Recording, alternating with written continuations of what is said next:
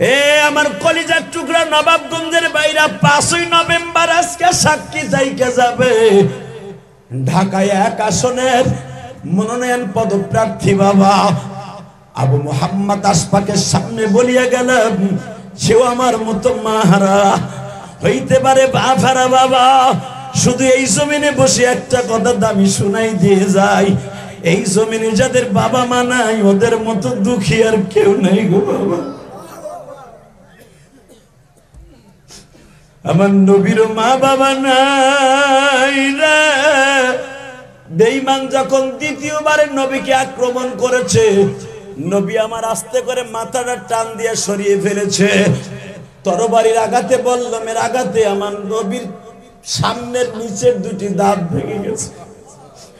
নবী আমার সাথে সাথে ঘাড়ের থেকে চাদরটা নামাইয়া, কারণ নবীর জানা ছিল যদি আমার রক্ত জমিনে পড়ে আমারে আল্লাহ ঈসা নবীর মতো আসমানে তুলে নিয়ে যাবে। নবী টেনশন করতেছে আমার রক্ত যেন জমিনে না পড়ে। বুখারীতে দেখবেন কিতাবুল মাগাজিতে আসছে, সবাই চিন্তা করে বাসার চিন্তা, নবী চিন্তা করে উম্মতের চিন্তা। যদি আমার এই দাঁত ভাঙা রক্ত, মুখের রক্ত জমিনে পড়ে, জিবরাইল আইসা আমার উঠাই নিয়ে যাবে। এই মক্কাবাসীরা কওমে লূতের মতো ডাবায়া ফেলবে। নবী আমার চাদর দিয়ে গালটা চাইপা ধরছে বাবা। পিছনের থেকে ইবনে কুমাই আরেকটা বাড়ি মারছে বাবা। আমি দেখবা আশিকে রাসূল এখানে কয়জন আছেন বাবা। কে কোন দল করেন আমার দেখার বিষয় নাই, নবীর আশিক কয়জন আমি দেখব। 3 নাম্বার বাড়ি যখন নবীর মাথার উপরে মারছে, নবীর লোহার হেলমেটটা ভাঙ্গিয়া বাবা এইখানে 2টা করার মতো লোহার ছিল, এইখান দিয়ে ঢুইকা এখান দিয়ে বের হয়ে গেছে। আমি আমার ওয়াজের শুরুতেই বলছিলাম আমার নবীর বডির মতো পৃথিবীতে নরম বডি আল্লাহ কোনো বডি বানান নাই। ও বাজার নরম বডির মধ্যে দিয়ে যখন লোহার করা 2টা এখান দিয়ে ঢুইকা এখান দিয়ে বের হয়ে গেছে, নবী আমার গাল ছেড়ে দিয়া মাথা 2টা ধরে এইভাবে চিল্লায় আর বলে, হে মিকদাদ তুই এলান করিয়া দে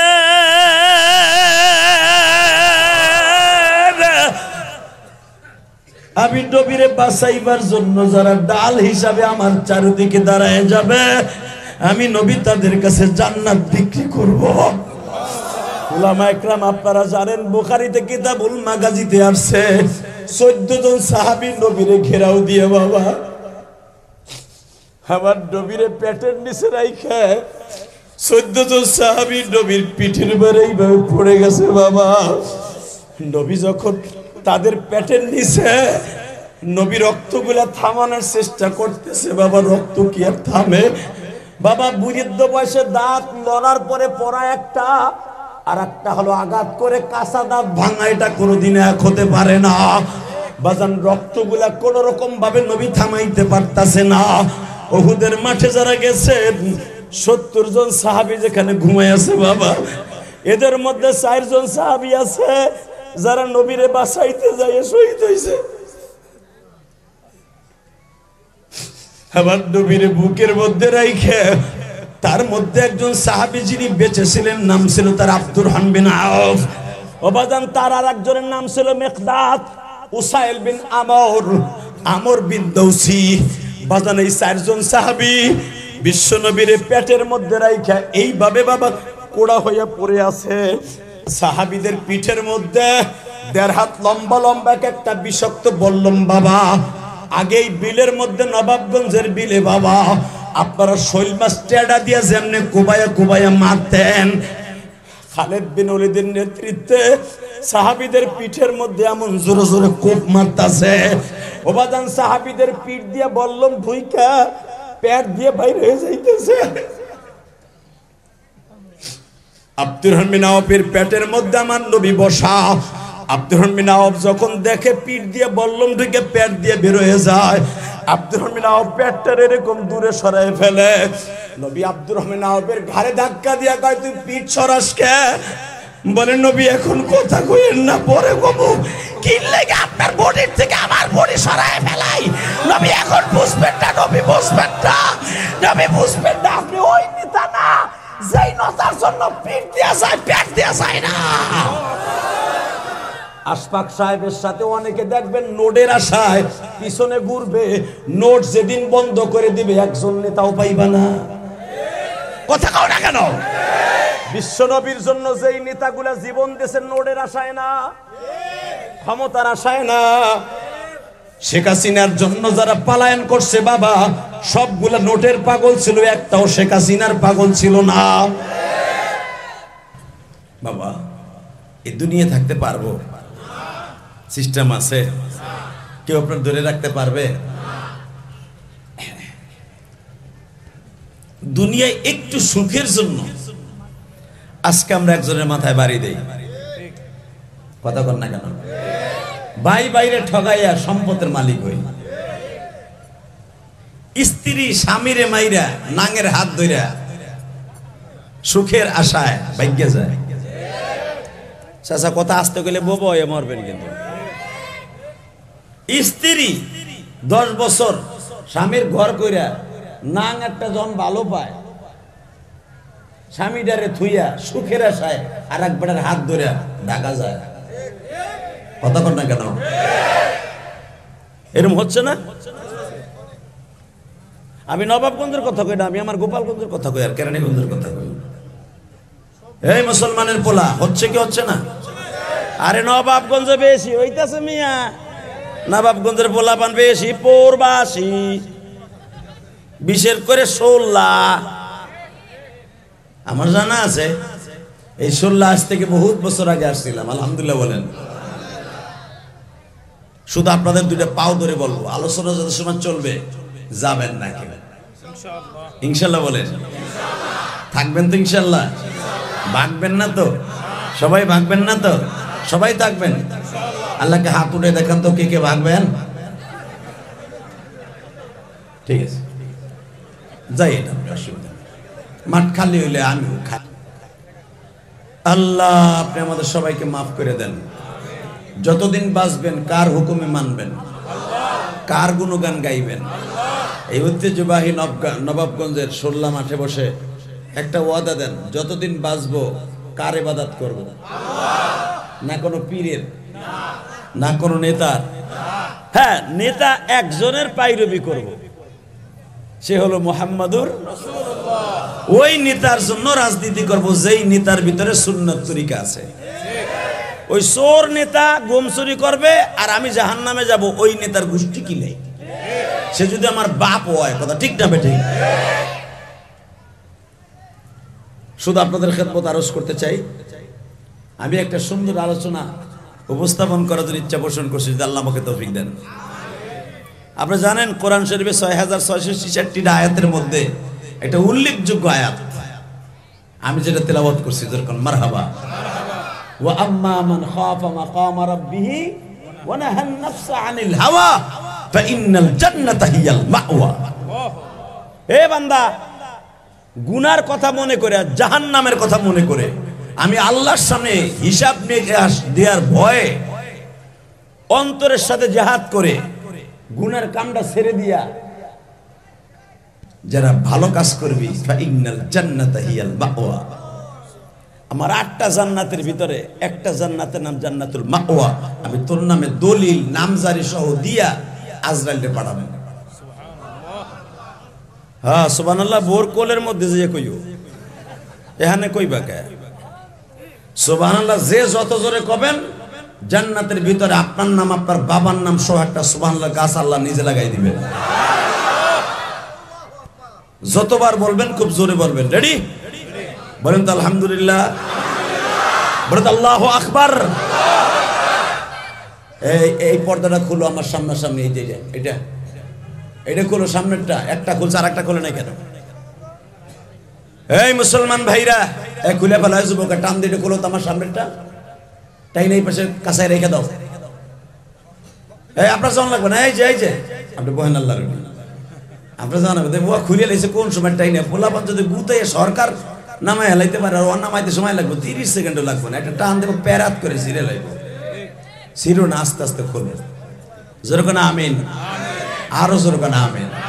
শুধু একটা কথার উত্তর দিবেন, নফসের তাবেদারি করে জাহান্নামে যাব না। নফসে যদি কয় ইশারের নামাজটা পড়িস না, ওর কথা শুনবো না। কথা কন, এই কথা আল্লাহ বলছে, ও আম্মা মান খাফা মাকাম রাব্বিহি ওয়া নাহান নাফসা আনিল হাওয়া। এই নফসে হাওয়া, নফসে আম্বারা, যার কথায় এই যে পোলাপানে ফেসবুকে এক সেরির লগে চেটিং করে,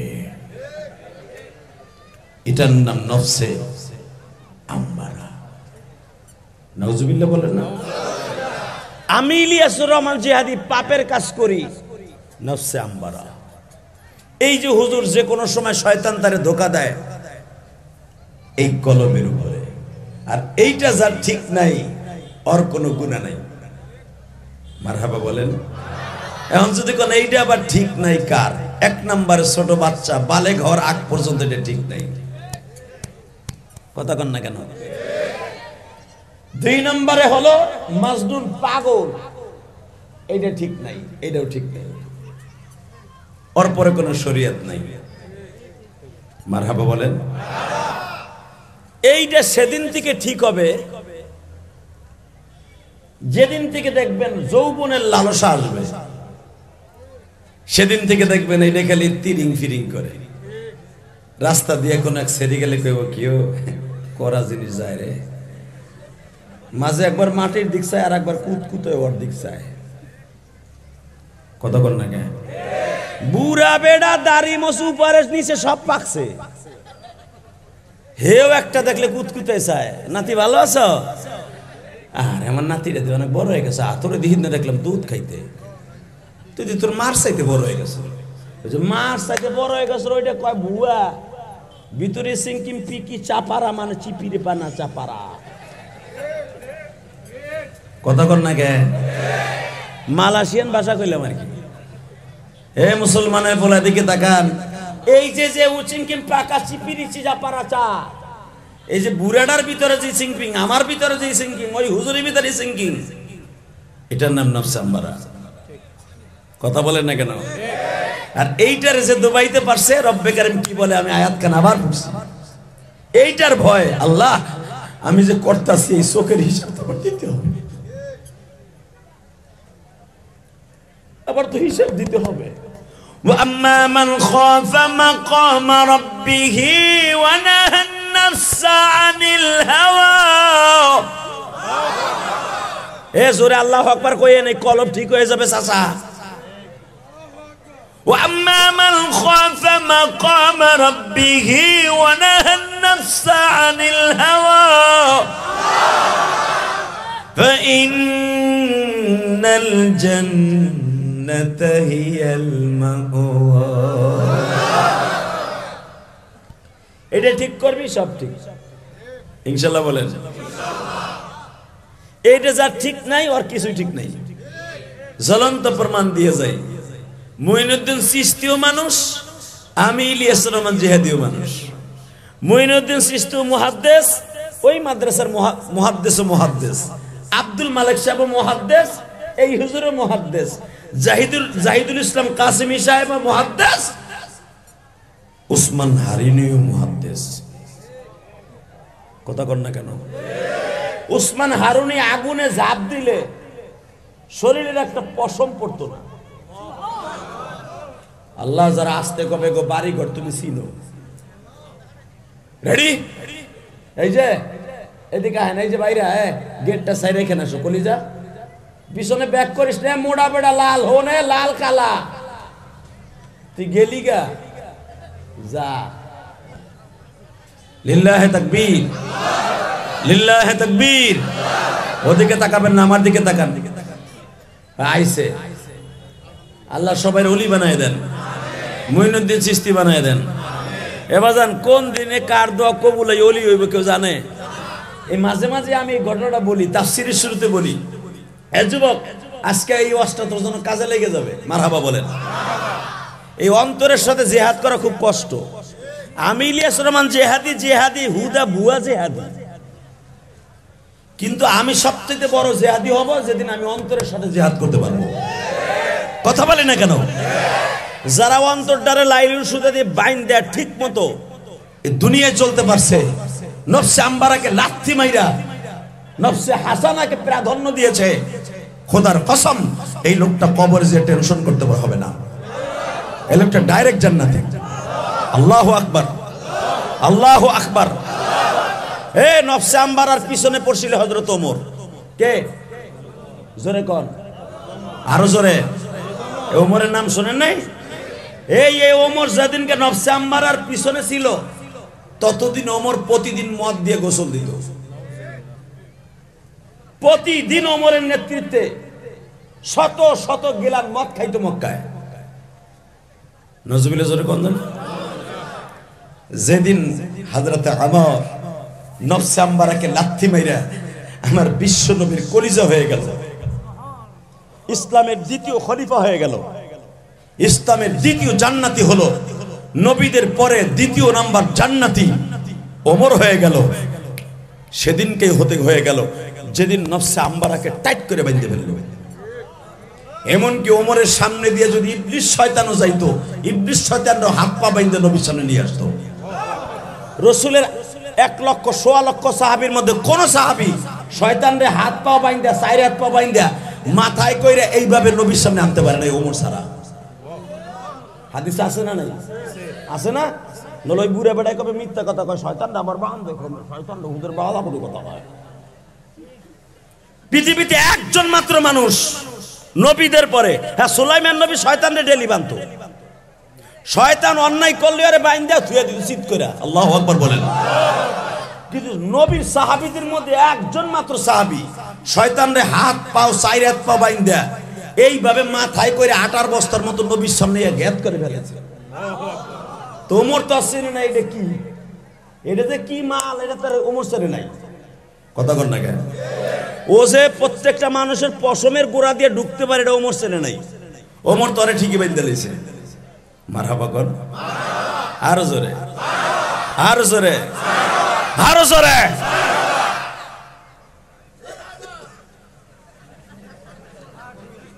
হ্যাঁ ঠিক আছে, লাল লাল লাল শাহজালাল। এই মুসলমানের পোলা দিকে তাকান।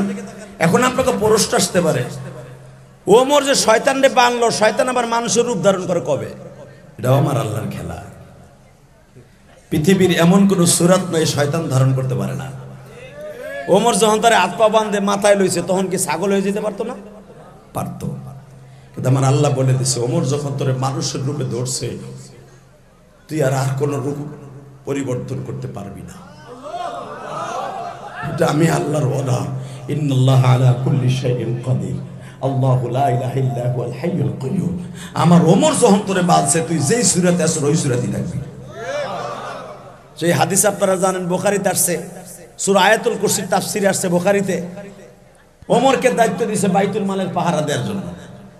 মারহাবা বলেন, আরো জোরে, আরো জোরে। যারা জোরে জোরে সুবহানাল্লাহ আলহামদুলিল্লাহ মারহাবা বললেন, আমি কসম করে বলতে পারি, গ্যারান্টি দিয়ে বুকে হাত দিয়ে বললাম, আপনার কলব নষ্ট হবে না। জীবনে যা চাবেন তাই পাবেন, কারণ আপনি আমার মাওলার এই কলবের ভিতরে পৌঁছাই ফেলবেন আজকে ইনশাআল্লাহ, ইনশাআল্লাহ। কারণ শয়তান কইব একটু পরে বিড়ির নেশায় ধরে কবে যাও, একটু টাই নাই গা, উঠবো না। এটার নাম নফসে আম্বারাকে জুতা মারা। কথা কন না কেন? শয়তান আজকে কইব দৌড়ো, ওয়াজ শুরু করছে, মনে হয় বেড়ায় 12টা 1টার আগে ছাড়বো না, তোর জায়গা যামু না আজকে। এই যে নফসে আম্মারাকে যে একটা জুতার বাড়ি দিলেন, ওমরের মতো আপনিও নিষ্পাপ হয়ে কবরে যেতে পারবেন। শয়তান যেটা কইব, যেটা মন চাই জিন্দিগি, এটা করলে মজা লাগবে, ওইটা দেখতেছেন আপনি গুনাহ, ভালো কাজ তুই আপনারা লয়ে যাইতেছে, ওইটা যদি আপনি ফিরে থাকতে পারেন, আমি গ্যারান্টি দিলাম আপনি নফসে আম্মারার জুতা মারলেন। যেরকম মারহাবা, রেডি? ওমর রে দিছে বাইতুল মালের পাহারা দেওয়ার জন্য। বাইতুল মাল বুঝেন? Bank, bank, bank. আমাগরা যেটারে ব্যাংক কই, Islami bank, IFIC bank, Al-Arafah bank, City bank, Sonali bank, Rupali, Janata, করিমন, নসিমন ব্যাংক আছে না? রসুলের যুগে একটাই ব্যাংক আছিল, সেটা হলো বাইতুল আমান ব্যাংক। নাম কি? জোরে। আর মন খারাপ নি, চুপচাপ করে বয়ে থাকা, জোরে কম যায় না? নবীর ব্যাংক, চেয়ারম্যান হলো নবী, এই ব্যাংকের নাম কি? বাইতুল আমান। বাসন্দে আমার দিকে তাকানা, চোখের পানি রেডি করেন। বাইতুল আমান ব্যাংকের ম্যানেজার বিশ্ব নবী দারওয়ান এক একজন সাহাবীরে প্রতিদিন রাখতেন। প্রশ্ন আসতে পারে, বাইতুল আমান ব্যাংকের দারওয়ান এক এক সাহাবী রাখতেন, তলে কি ওই জামানায় চোর ছিল? ছিল 100% ছিল। মুনাফিক গুলা কি মরে গেছিল? মুনাফিকরা চিন্তা করছে মুহাম্মদ রে ফলদে ফেলানোর জন্য, ব্যাংকের টাকা চুরি করলেই মুহাম্মদ রে, এই বাইতুল আমান যে আমানতের ব্যাংক, এটা খেয়ানত করে মুহাম্মদ রে চোর সাব্যস্ত করবে। নাউজুবিল্লাহ, আরো জোরে কোন। সবাই কি নবীর বন্ধু ছিল? তাহলে কি আর আমার নবীর দাঁত ভাঙ্গল লাগতো নাকি? আরে আরে আমার কলিজার নবীরে কত আশা কইরা, বুক ভরা আশা কইরা 1000 সাহাবী লইয়া উহুদের মাঠে যাইতেছে। এই বাইতুল আমান ব্যাংক নামাজ, রোজা, হজ, যাকাত এই সবগুলাকে প্রতিষ্ঠা করতে যাইয়া আমার নবী দাঁত বাড়ছে। কথা কর না কেন বাজান? 1000 লইয়া রওনা দিল। মাত্র 1.5 কিলোমিটার যাওয়ার পরে, 4 কিলোমিটারের 1.5 কিলোমিটার যাওয়ার পরে আব্বাসিয়া গেটের সামনে যখন গেছে, নবীর কিছু বদমাইশ ছিল নবীরে কে কে ভালোবাসে, আসল রূপ বাইরে হয়ে গেল। এই যে মাদ্রাসার ইমাম, মাদ্রাসা মসজিদের ইমাম সাহেবরা দেখবেন হুজুরের লেগে জান দিয়ে দেয়। হুজুর কোন শালায় যদি আপনারা কিছু কয় আমারে কইবেন, আমি আর কান পট্টি গরম করে এলাম। হালাকে সবচেয়ে বড় দুশ্মন ওইটাই। কথা কর না কে? বিশ্বাস করে আরে কইছেন যে সেক্রেটারি তো আমার মাঝে মাঝে জ্বালায়। ফজরও হয় নাই, রাত 3টার সময় কইছে, দোস্ত ইমাম এটা চলবো না। ও আমার কাছে কইছে কল রেকর্ড শোনো, তোমার গালি দিছে। একে বলা হয় মুনাফিক। বাসন্দে আমার নবীর সাথে খাইতো, নবীর সাথে ঘুমাইতো, নবীর সাথে এক বিছানায় মাঝে মাঝে গড়াগড়ি খাইতো। নবীর বিবিদের ঘরে ইফতারির দাওয়াত দিলে এই বদমাইশটা যাওয়ার সুযোগ পাইলে যাইতো। ওর নাম ছিল আব্দুল্লাহ ইবনে উবাই ইবনে সুলুল। ওলামা কেরাম জানেন না শয়তানের নাম? রইসুল মুনাফিক আব্দুল্লাহ ইবনে উবাই ইবনে সুলুল। নামটা কত সুন্দর, উবাইদুল্লাহ ইবনে সুলুল, নাম কত সুন্দর বাবা, উবাইদুল্লাহ ইবনে সুলুল, আব্দুল্লাহ ইবনে উবাই ইবনে সুলুল। এই বদমাশ নবীর সাথে ইফতারি করছে, নবীর সাথে এক প্লেটে বাবা খাবার খাইতো। উম্মাহাতুল মুমিনিন মা আয়েশার ঘরে মাঝে মাঝে যাইতেন। মা আয়েশাকে নবী পর্দার ভিতরে যাইতে বলতেন। নবীর ঘরের মধ্যে কি কি আছে অনেক সাহাবীও জানতেন না বাবা, কিন্তু এই মুনাফিক জানতো, কারণ নবীর ঘরে ঢোকার পারমিশন ছিল। এই বেঈমানটা মুনাফিকটা নবীর সাথে 1000 সাহাবী নিয়ে নবী যখন উহুদে যায়, শয়তান আব্বাসিয়া গেটের কাছে যাওয়ার পরে, বাজান রে এই যে আমার মাথায় যে চুল দেখতেছে, এই চুলটা আমি মক্কা মদিনার থেকে কেটে আসছি বাবা, এখনো পর্যন্ত বেলাটা লাগাই নাই। বাংলাদেশে আসিয়া একটা কেসি দিয়াও বাবা একটু চুল কাটি নাই। আমি এই বছরে যখন আব্বাসিয়া রইসুল মুনাফিক আব্দুল্লাহ ইবনে উবাই ইবনে সুলুলের বাড়ির সামনে, বাজান তার দোকানের সামনে একটা মসজিদ আছে, যেই মসজিদ থেকে আমার নবীরে সবচাইতে বেশি কষ্ট দিয়েছিল বাবা আব্দুল্লাহ ইবনে উবাই ইবনে সুলুল। এই বেঈমান কাফেরদের চাইতে ভয়ঙ্কর ছিল বাবা। আমার নবী বুঝতে পারে না এই বেঈমান আমারে এত বড় কষ্ট দিবে।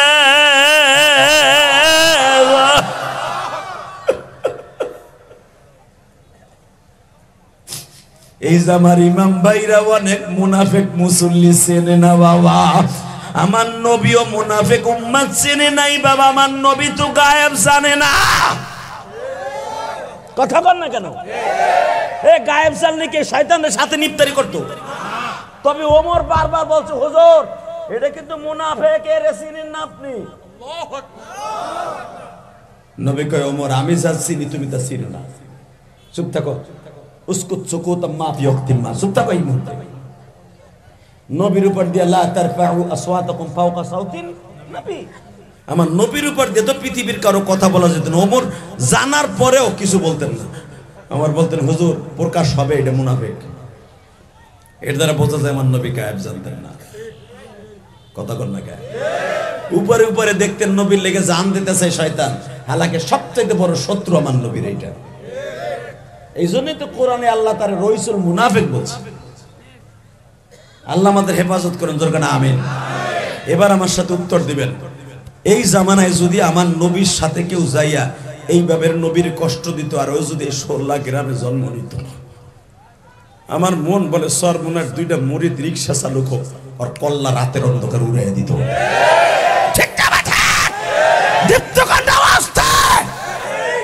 যদি এরকম মুনাফিক সমাজে আমাদের থাকে, ইসলামের বিরুদ্ধে, কোরআনের বিরুদ্ধে, আল্লাহর বিরুদ্ধে, দাড়ি টুপির বিরুদ্ধে, আলেম ওলামার বিরুদ্ধে, নবীর বিরুদ্ধে কোন ষড়যন্ত্র করে আর কল্লা উড়াই দিব, মান সাব্বানা বিয়ান ফাকতুলু আর কল্লা উড়াই দিব, কাকে রাজি আছো? আল্লাহকে দুই হাত তুলে দেখাও। কি তাকবীর দেওয়ার মতো কেউ নেই?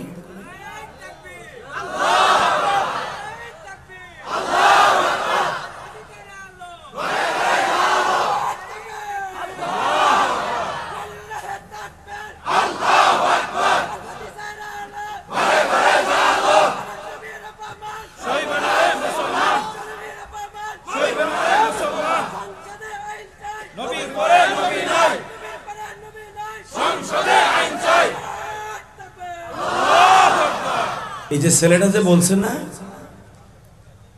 এইরকম ছেলেগুলাই হযরত ওমরের গাড়িতে জান্নাতে যাবে।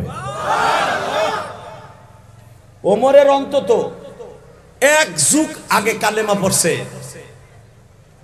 নবীর সাথে রইছে যেই সাহাবীগুলি, তারাও ওমরের গাড়িতে জান্নাতে যাবে। আল্লাহু আকবার জোরে বলেন।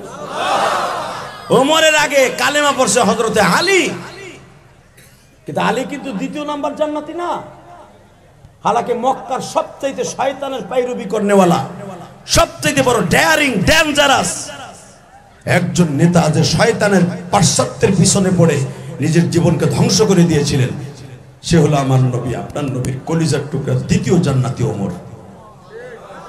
পৃথিবীতে কোন মানুষ নবীকে কল্লা কাটার জন্য কেউ সাহস পায় নাই, এই ওমর পেয়েছে। কথা কর না কেন? মনটা খারাপ। সেই ওমর যদি 2য় জান্নাতি হতে পারে, আজকে আমরা নবাবগঞ্জের সল্লাইনওয়ানের সবচেয়ে বড় মদখোর, জুয়াখোর, বোতলখোর, আমিও জানোয়ার না থেকে আমিও আনোয়ার হব। এই সাহাবীরা আমাদের মডেল। আল্লাহু আকবার বলতে পারেন না কেন? রেডি আছেন না ইনশাআল্লাহ? এ কলিজার যুবক, রেডি আছোস না? এরকম একটা যুবক যখন তাকবীর দেবে, তুইও লাভ দিয়ে দাঁড়ায় যাবি ওমরের মতো। রেডি? রেডি? নবীর সাথে খাইলো ঘুমাইলো 3 বছর, আবার মদিনার লিডার, সে মদিনার এমপি, যার কথায় 3000 ফ্যামিলি চলতো, এই আব্দুল্লাহ ইবনে উবাই ইবনে সুলুল।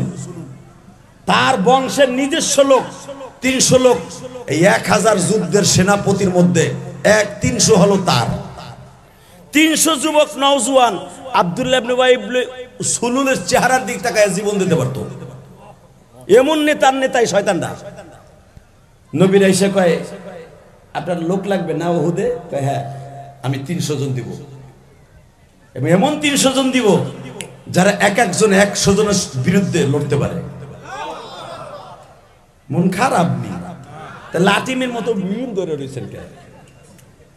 এই নেতা বদমাশ লুচ্চাড়ায় কয়, আমি এমন এক একজন মুজাহিদ দিব আপনারে, একজন 100 জনের সাথে লড়তে পারে। শুনছি তারা বদরে পরাজিত হয়ে ওহুদে আসতেছে প্রতিশোধ নেওয়ার জন্য, তারা 300 জন। শোনেন মোহাম্মদ, কি আমি 300 নওজোয়ান আপনার সাথে যুদ্ধের ময়দানে সফর করলাম। হযরত ওমর কুতকুতে এসা একায়, ওমর তো চিনে, ওমর তো চিনে যে শয়তানরে বাইন্দে আনতে পারে, বুঝেন নয় বেটা কি জিনিস। ওমর কুতকুতে এসা আর কয়, দে 300 দেখবো না। নবীর সামনে যে ইয়া রাসূলুল্লাহ, ওর লোক নিয়েন না, আপনি কষ্ট পাবেন। ওরা আপনার অনেক ক্ষতি করবে। আমার নবী বলে, আমি যা জানি তুমি তা জানো না, চুপ থাকো। হযরত ওমর চুপ হয়ে গেলেন, কারণ নবীর উপর দিয়ে তো কথা বলতে পারে না। কথা কন না কেন? আরো জোরে, আরো জোরে।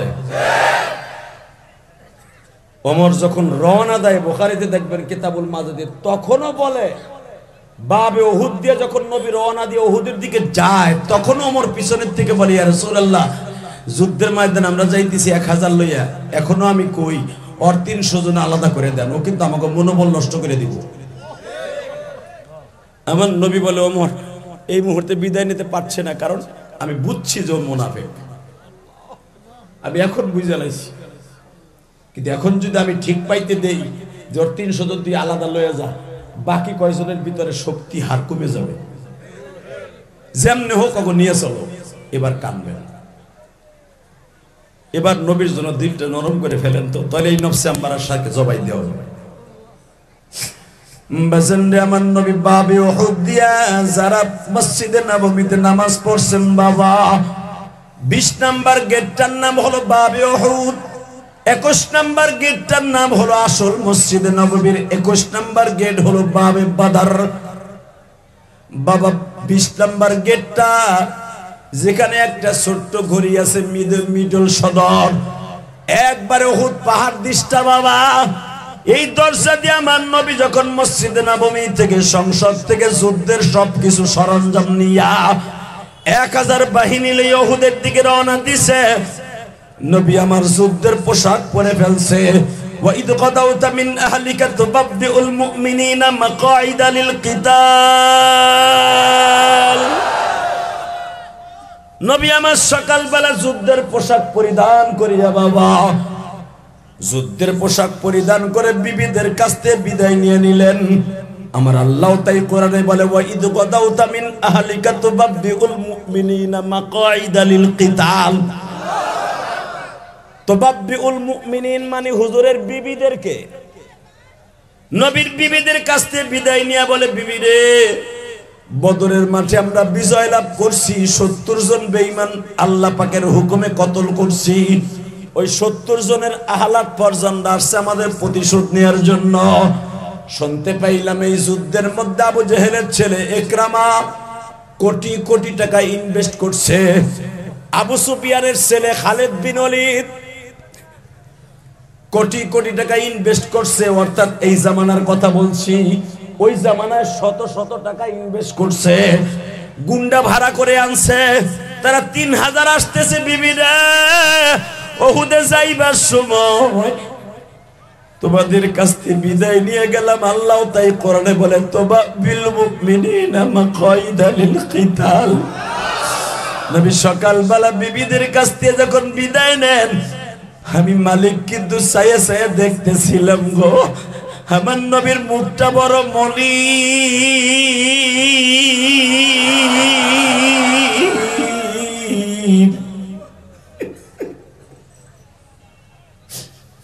বদরে বেঈমানরা ছিল 1000, আমরা ছিলাম 313 জন। এইবার ওরা হইতেছে 3000-এর উপরে, আমরা হইতেছে 1000। সব যুদ্ধে ওরা 3 গুণ থাকে।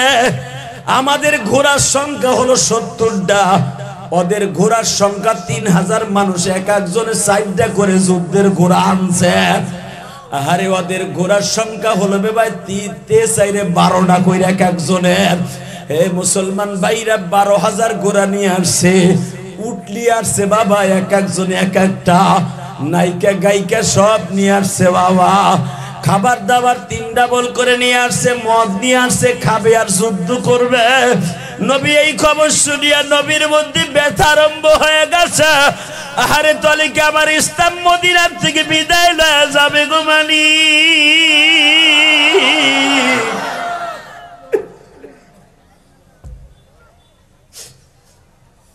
1000 নিয়ে আমার নবী বাবে উহুদ দিয়া রওনা দিলেন বাবা।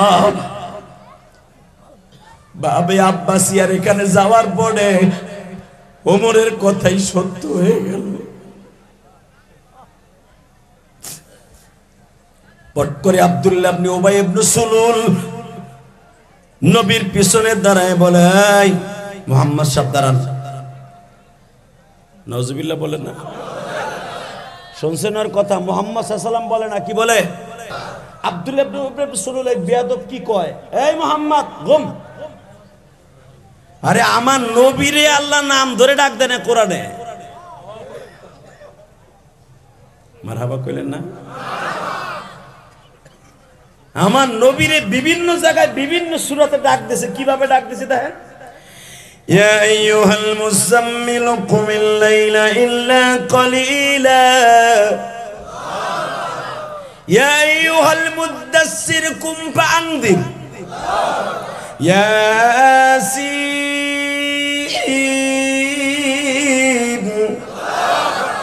হামিম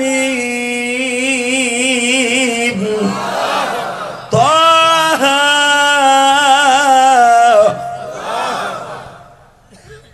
আর রহমান, আরে রহমান আল্লাহর নাম, নবীর নাম। আমার নবীর নাম 99টা, আল্লাহর নাম 99টা। আল্লাহু আকবার জোরে বলেন, আরো জোরে, আরো জোরে। রেডি? যার নাম শোনার পরে দুরূদ পড়া, সাল্লাল্লাহু আলাইহি সাল্লাম পড়া ওয়াজিব। যদি কেউ নবীর নাম শোনার পরে সাল্লাল্লাহু আলাইহি সাল্লাম না পড়ে, সেই গুনাহ কবিরা অ্যাকাউন্টে লইয়া মৃত্যুবরণ করলো। কি মনে করলেন আমার নবীর নামটারে? আর বেয়াদব কি কয়ে ডাক দেয়, এই মুহাম্মদ গুম। গুম মানে খারা। নবী আমার দাঁড়ানোর পরে ওমরের রক্ত গরম হয়ে গেছে। ওমর বুঝে লাইছে যে শয়তান এখন শয়তানি করবো। ওমর টান দিয়ে তরবারি লইয়ার পিছনে খাড়া কয়, তোর বাপ কিন্তু তোর পিছনে খাড়া। আমি আর ওয়াজি করব না। ওমর মার্কা একটা খাইছিলাম না তাকবীর দিতে মিয়া। ও যখন কইছে মুহাম্মদ গুম, বেয়াদবের মতো বলছে মুহাম্মদ গুম, ওমর পিছনে তরবারে টান দিয়ে কয়, তোর বাপ পিছনে খাড়া। এই আমি তোরে কত 500 দিনের থেকে চিনে ফেলছি। যখন থেকে আমার নবী যুদ্ধের ট্রেনিং দিয়া যুদ্ধের সরু সামান গোছাইতেছে, নবী যখন সকালে যুদ্ধের পোশাক পরিধান করে, আমি ওমরও যখন পড়ি, তখনই আমি গুঞ্জন শুনছি যে তুই তো লোক লয়ে বাইকে যাবি। আমি জানি, বলি নাই নবী কষ্ট পাবে। আর একটা বার যদি আমার নবীর বেয়াদবিকে আচরণ করস, তোর বডি থাকবে এক জায়গায়, কল্লা থাকবে আরেক জায়গায়। আমি ওমর অস্ত্র জমা দিছি, ট্রেনিং জমা দেই নাই। তুই কয় টাকার নেতা রে শালা? এই বেঈমানের বাচ্চা, তুই কয় টাকার নেতা? তোর মতো নেতা ওমর প্রতি মাসে বেতন দিত কয়েক কোটি টাকা। তোর মতো মদিনার নেতা ওমরের কোর্সে আগে ফুটি মাছ আতায় আতায় মাইরা কম কোর্সে বসতেন না? তোর মতো ফুটি মাছের নেতা আমি কোর্সে থুইতাম, কোর্সে। হুঁশিয়ার করে দিলাম, তুই চলে যাবি, এমনি যাবি। যদি আমার নবী তোর দ্বারা কষ্ট পায়, তোর দুনিয়ায় বেঁচে থাকার অধিকার নাই। তোর কোনো বাপ নাই মদিনায় তোরে বাঁচায় রাখতে পারে।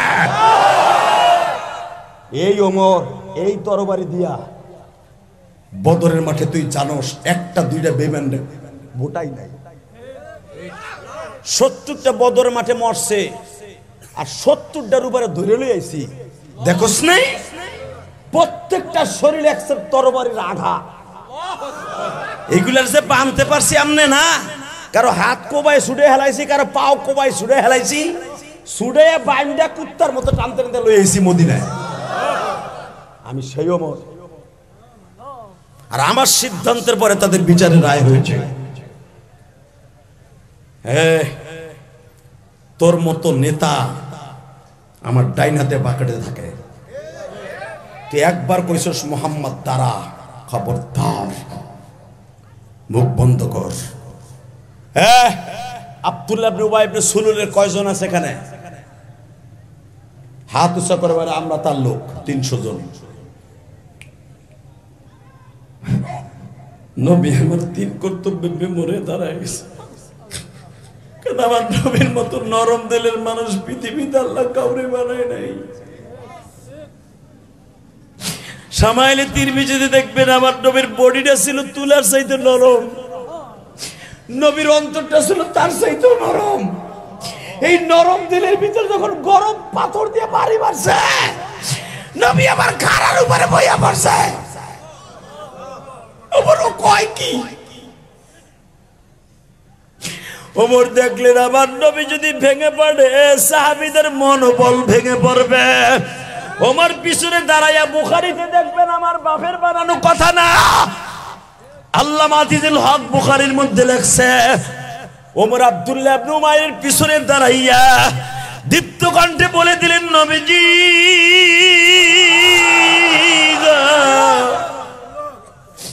আমি শুধু আপনার সেনাপ্রধান নয়, আমি আপনার শ্বশুর। আমি আমার মেয়ের বিধবা বানাবো, আপনার এই ওমর থাকতে কেমনে ভাবলেন? নবী আপনার সাথে ওয়াদা দিলাম গো, এই ওহুদের মাঠ থেকে সবাই যদি ভাঙ্গিয়া যায়, সবাই যদি ভাগিয়া যায়, ওমর আপনার পিছনে আছে, ওমর আপনার পিছনে আছে, ওমর আপনার পিছনে আছে। আল্লাহু আকবার, জোরে বলো সুবহান। কেউ সবাই চলে গেল, ওমর আছে। বাজানরে একটা সেকেন্ডও দেরি করে নাই। আর হামু উম্মতি বি উম্মতি আবু বকর, আবু বকর কোনোদিনও রাগ হইতেন না, কারণ আমার নবী বলতেন আর হামু উম্মতি বি উম্মতি আবু বকর, আমার আবু বকর হলো আমার উম্মতের রহম, সবচেয়ে নরম দিলের মানুষ। সেদিনকে আবু বকরও পুরো আগুনের মতো গরম হয়ে বলে, ইয়া রাসূলুল্লাহ আমারে আপনি নরম কন, আমি আজ থেকে নরম না, আমি গরম। ওমর যেরকম আপনার শ্বশুর, আমিও আপনার শ্বশুর। সবাই যদি ভাগ্যে যায়, আমরা দুইজন আছি। আমার আল্লাহ ওদিনই ঘোষণা দিলেন, আমার আবু বকরের পরেই জান্নাতে যাবে ওমর। জোরে জোরে। যে ওমর ছিল মাক্কি জিন্দেগিতে জানোয়ার, আজকে নবীর জন্য হয়ে গেল আনোয়ার। নূরুন আলা নূর, জোরকান মারহাবা। আমার নবী আবু বকরের কানে হাত দিয়ে কানে কানে ফিস ফিস করে, আবু বকরের 300 জন লোক যদি লয়ে যায়, বাকি 700 জনের ভিতর তো ফাটল ধরবো, কারণ শয়তান তো সবার সাথে আছে।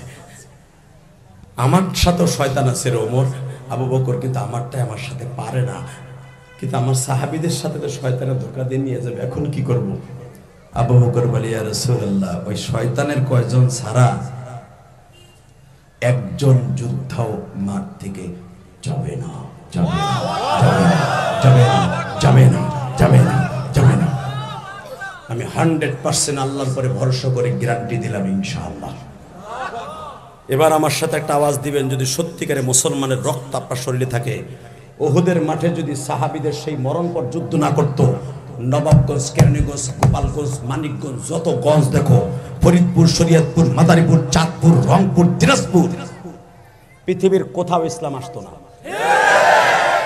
সত্য না মিথ্যা? এই যুদ্ধের কথা শোনার পরে যদি চুপ করে বসে থাকেন, আমি মনে করব সত্যিকারে মুসলমানের রক্ত আপনার শরীরে দুর্বল আছে। রেডি? আমার নবী সাহাবীদের মনোবল ফিরে আনার জন্য টস করে বলে ফেললেন, তোমরা সবাই যদি ভেগে যাও, আল্লাহকে সামনে নিয়ে আমি যুদ্ধ করব। হয় নাই? আমার নবীর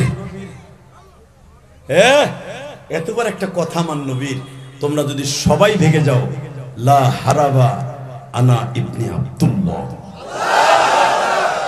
ফি সাবিলিল্লাহ, যুদ্ধের ময়দান থেকে, যুদ্ধের মাঠ থেকে আনা ইবনে আব্দুল্লাহ লা হারাবা, আমি ভাগবো না, তোমরা সবাই ভেগে যাও, আমি আছি।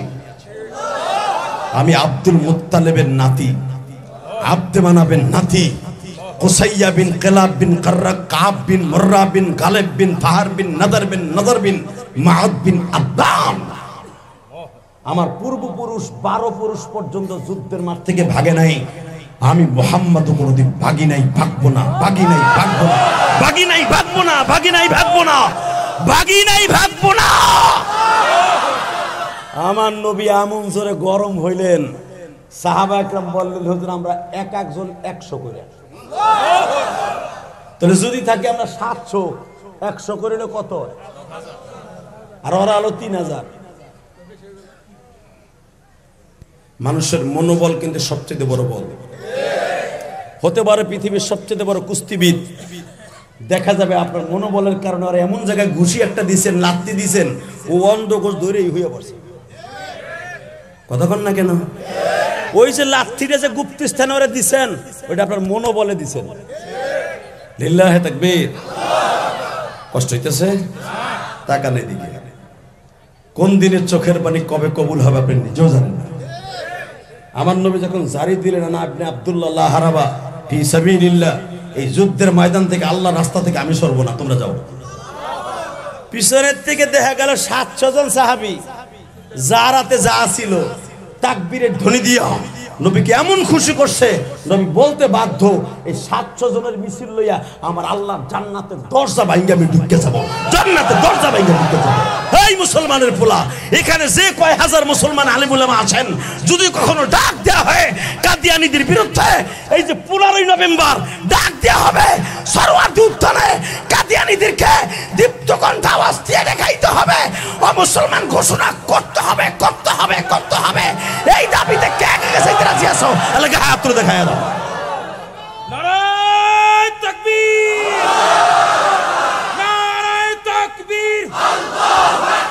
আল কোরআনের আলো ঘরে ঘরে আলো, সংসদে জালো ঘরে ঘরে আলো। আমরা সবাই নবীর সেনা, ভয় করি না ভয় ক্ষমা। আমরা সবাই রাসূল সেনা, ভয় করি না ভয় ক্ষমা। নবীর পরে নবী নাই, সংসদে আইন চাই, সংসদে আইন চাই। নবীর পরে নবী নাই, অ্যাকশন অ্যাকশন, ডাইরেক্ট অ্যাকশন। মুসলমানের অ্যাকশন, ডাইরেক্ট অ্যাকশন। নবাবগঞ্জের অ্যাকশন, ডাইরেক্ট অ্যাকশন। জিহাদি সাহেবের অ্যাকশন, ডাইরেক্ট অ্যাকশন। নারায়ে তাকবীর।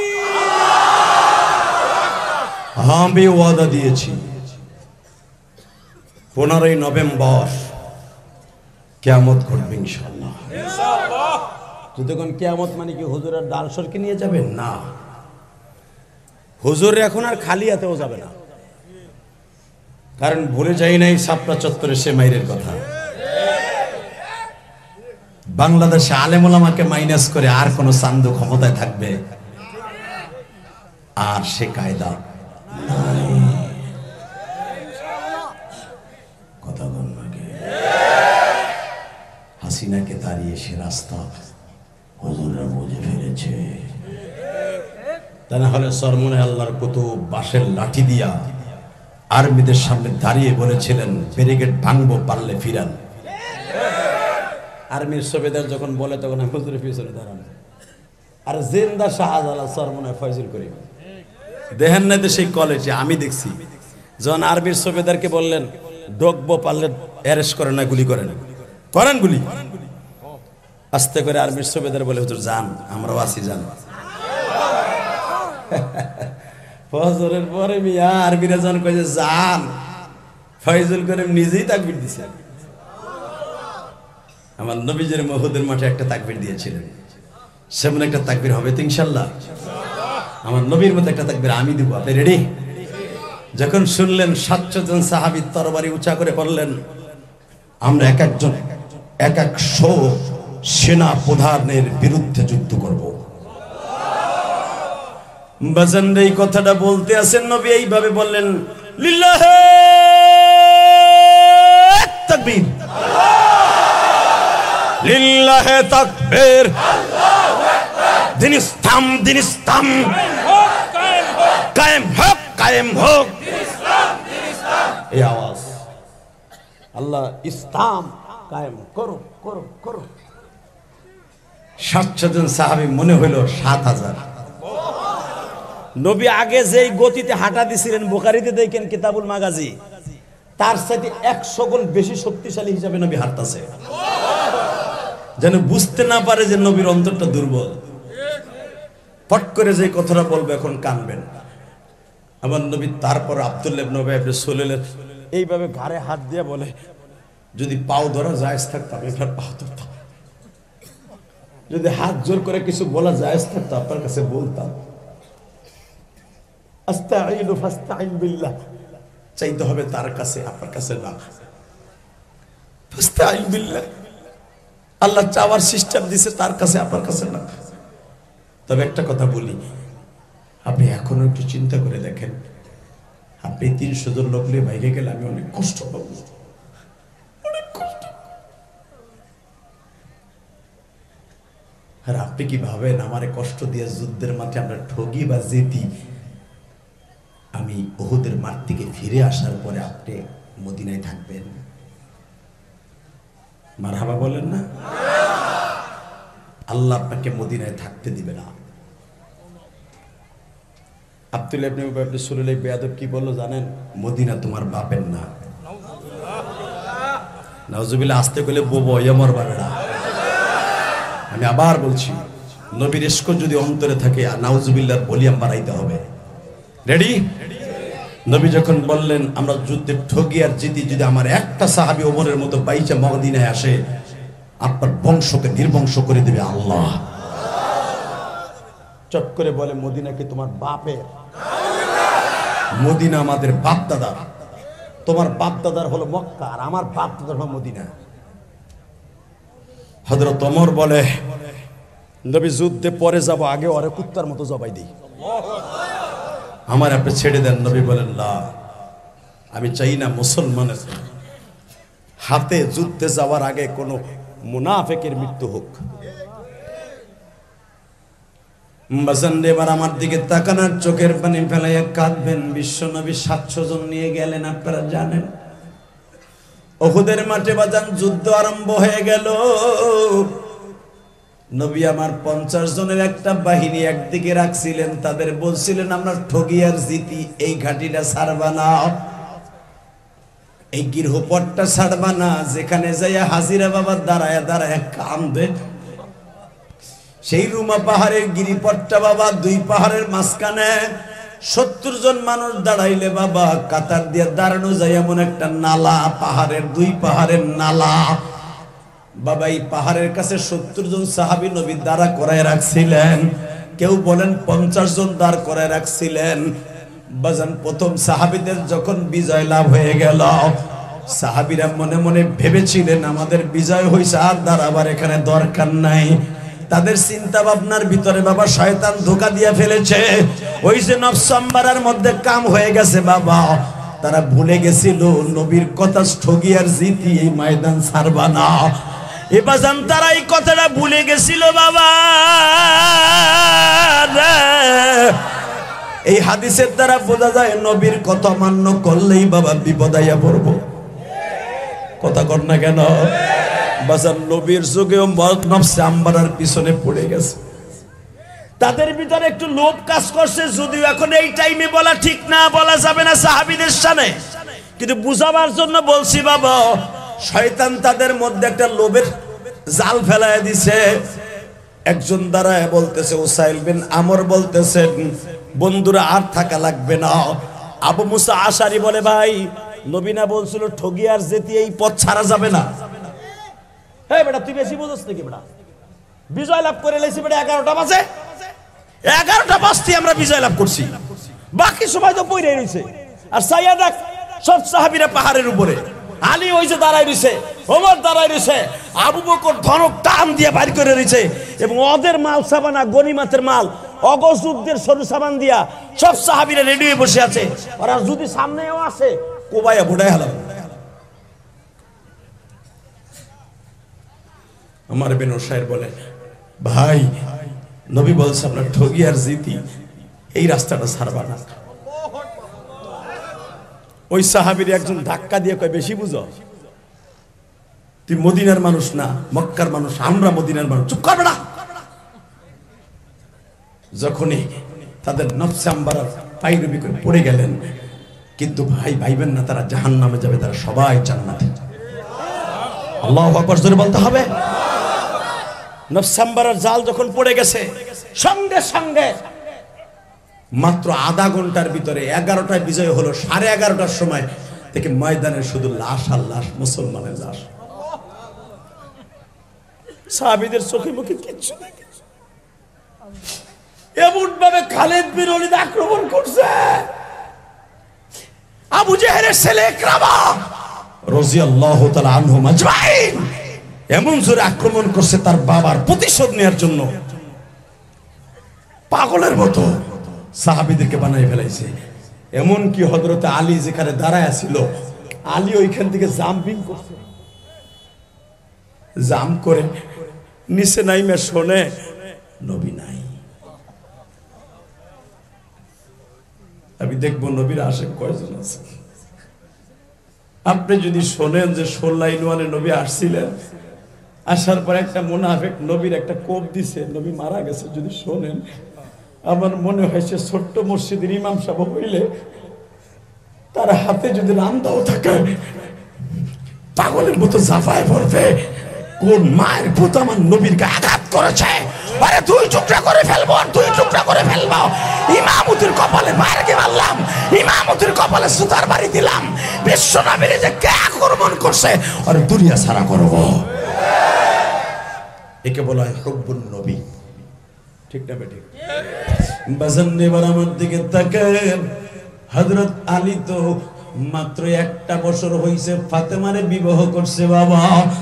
বদরের যুদ্ধে থেকে এসে প্রথম ফাতেমারে বিবাহ করার পরে এটা হলো প্রথম যুদ্ধ। তখন ফাতেমার পেটে হযরত হাসান বাবা প্রেগনেন্ট, গর্ভ। হাসান জন্ম নেবে আর মাত্র 1 থেকে 1.5 মাস পরে।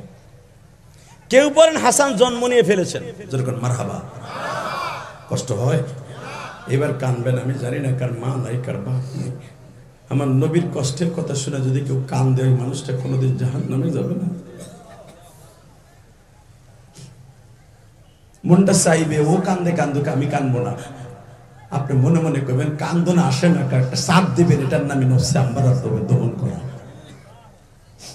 বাজান যুবক ভাইরে, আমি তোর 2টা পাও ধরে বলে দিয়ে যাই, দাড়ি ভাগা বাজান আমার যুবক ভাইরা, এ নবাবগঞ্জের 16 ভাইরা, আজকে 5ই নভেম্বর হাজার হাজার মানুষ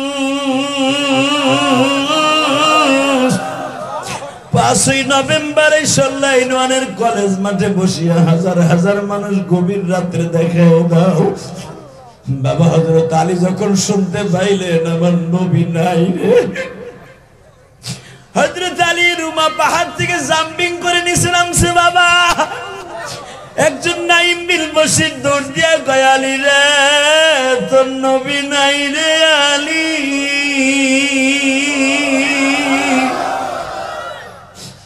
আলীর পিঠের মধ্যে কয়েকটা বল্লম ছিল বাবা, তীর আর ধনুক বাবা শলার মধ্যে ভরা ছিল, টান দিয়ে এইভাবে তীরটা মারত। হাতের মধ্যে 2টা তরবারি ছিল, যেই তরবারি দিয়ে আলী জুলফিকার হিসাবে কচু গাছের মতো বেঈমানগুলা কাটত। ধর ধনুকরে জমিনে ফেলে দিয়া, তরবারি জমিনে ফেলে দিয়া আলী কয়, আমার মাইরা ফেলা, আমি বাইসা থেকে লাভ কি?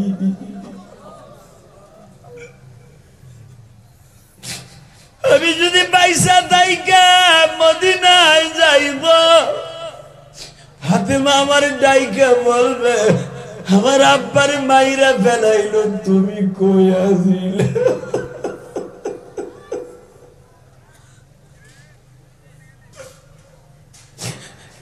আমি ফাতেমারে কেমনে মুখ দেখাবো? উসমানের বিবি উম্মে কুলসুমকে কেমনে মুখ দেখাবো? কেমনে মুখ দেখাবো? আল্লাহ দেখো আমার ভাইরা কান্দে, জানি না এদের মধ্যে কার মা নাই কার বাবা নাই। এই 5ই নভেম্বর আমি সাক্ষী রাইখা গেলাম, আমার যে আলেম ভাইরা নবীর ইশকের আগুন দিয়ে কলিজা জ্বালাইয়া চোখ দিয়ে ফোঁটা পানি ফেলাইতেছে, জীবনে একবার হলো আমার নবীর স্বপ্নে দেখাইব।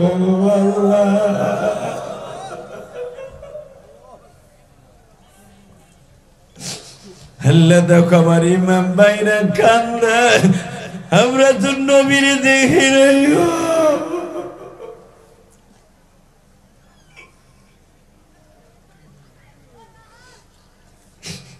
আমার নবী যদি এই যুগে থাকতো, জানি না আমি কি করতাম, আমার ইমাম ভাইরা কি করতো। তবে আমার বিশ্বাস, আমার নবীর শানে যদি এই কথাটা শুনতাম, অন্তত রইসুল মুনাফিক আব্দুল্লাহ ইবনে উবাই ইবনে সুলুলের মতো কোন বেঈমানরে বাঁচাই রাখতাম না। এই আব্দুল্লাহ ইবনে উবাই ইবনে সুলুল মার্কা হলো বাংলাদেশের কাদিয়ানি। এই কাদিয়ানির গোষ্ঠীকে বাংলার জমিনে থাকতে দিব, কিন্তু মুসলমান নাম নিয়ে না। ওরা থাকুক, কোনো দুঃখ নাই। ওরা থাকুক, কোনো দুঃখ নাই। মুসলমান নাম নিয়ে থাকতে পারবে না। রাজি আছেন না নাই? কে কে রাজি আছেন? আল্লাহকে দু হাত তুলে দেখায় দাও না বাপগঞ্জের মুসলমান। আমার দিকে তাকা যুবক, জীবন তো চলেই যাবে। ওই মরণটা মরতে চাই, সেই মরণ মরলে কোনো টেনশন নাই। Ready ready? দেখা যাবে এইবার কোন মায়ের পুত আমার নবীর আসে। খালি বুয়া আসে না, খালি আমরা হুজুররাই আসে। 15ই নভেম্বর ডাক দিয়েছে সরোয়ার্দী উদ্যানে, তুমি আওয়ামী লীগ করো, বিএনপি করো, জামাত ইসলাম করো, যে দল করতে পারো করতে পারো। আওয়ামী লীগের সব নেতারা কি পালাইছে? আস্তে কৌকা সবাইকে আওয়ামী লীগের আকাম করছে? হ্যাঁ, যারা আকাম করছে ওই বদমেশ পলাইছে। আওয়ামী লীগের সবাইকে নব করতে পালাই গেছে গা। মনে রাখতে হবে, মনে রাখতে হবে, কাদিয়ানীদের বিরুদ্ধে যখন ডাকবে দল মত নির্বিশেষে আমি ইমানদার দাবি হিসাবে ওদের বিরুদ্ধে ঝাঁপায় পড়ব। রাজি আছেন না? রাজি আছেন তো? এই যুবক এবার একটা লাভ দিয়ে দাঁড়ায় দেখাই দেয়। কাদিয়ানীদেরকে চাচা ইউনূসের কাছে একটাই দাবি থাকবে, তোমার শেখ হাসিনাও সুৎখোর কইছে, খালেদা জিয়াও সুৎখোর কইছে, আর আমরা হুজুরা তো এখনো তুমি একটা সুৎখোর। কথা কও না কেন? সুৎখোর নামটা যদি গোছাইতে চাও, আলিমুল আমার গাড়িতে জান্নাতে যাইতে চাও, ওই বুড়া বয়সে দলীয় সরকার আসলে কাদিয়ানীদেরকে জীবনও তাদের বিপক্ষে কথা বলবেন, আমরা জানি তাদের ভোট কমে যাবে। আর তোমার তো ভোট লাগবে না চাচা, তুমি তো কয়েকদিনের লাগা প্রেসিডেন্ট, ঠিক না বে ঠিক? মরার আগে আর ক্ষমতা ছাড়া আগে একটা ভালো কাম করে যাও। বাংলাদেশে কাফেরদের কাদিয়ানীদেরকে কাফের ভোট দিয়েছো। আলিমুল আমার সাথে যদি থাকো, আমার বিশ্বাস সারা বাংলাদেশে 4 কোটি মাদ্রাসা আছে। শুধু একটা কথা বলবো, 4 কোটি মাদ্রাসায় যদি 1000 করে মাদ্রাসার তালিবে ইলম গড়ে থাকে, এতগুলো আলেমদের দোয়া তোমার নসিব হয়ে যাবে। কথা বলেন না কেন? তুমি পুরা ইমাম গাজালির সুরাত ধারণ করে ভোট নিয়া একবারে হাসিনার কাছে যাইয়া রসুলের কলিজা আঘাত করছো, ভাবছিলাম বাইসে যাবা। ডাইরেক্ট আমার আল্লাহ দেখাই দিছে তার বিচার, দাঁড়িয়ে চাইছেও বাঁচতে মানুষ নেই। কথা ঠিক না বেঠিক? জোরে কর, আরো জোরে জোরে। তাহলে বোঝা গেল দাড়ি সাজলেই বাঁচা যায় না। বাঁচানোর মালিককে, ধরার মালিককে। ইন্না বাতশা রাব্বিকা লাশাদীদ ইন্নাহু হুয়া ইউবদিউ ওয়া ইউঈদ। এটা কি আমার কথা না কোরআনের কথা? আমি দেহি বিশ্লেষণ করি, দেহি বান্দা কতদূর যাইতে পারে যাক, তারপরে বাইর আমি ধরি। ইন্না বাতশা রাব্বিকা লাশাদীদ, আমি রব যখন ধরি আমি আর নাই ছাড়ি। আল্লাহ কবুল করুক, জোরে করে আমিন। আরো জোরে। আশফাক ভাই, আর কোনো প্রোগ্রাম নাই তো আজকে? বাহ, জাকা নাকা বহেন, সব নেতাগুলা বহেন, ওয়াজ শোনেন মিয়া।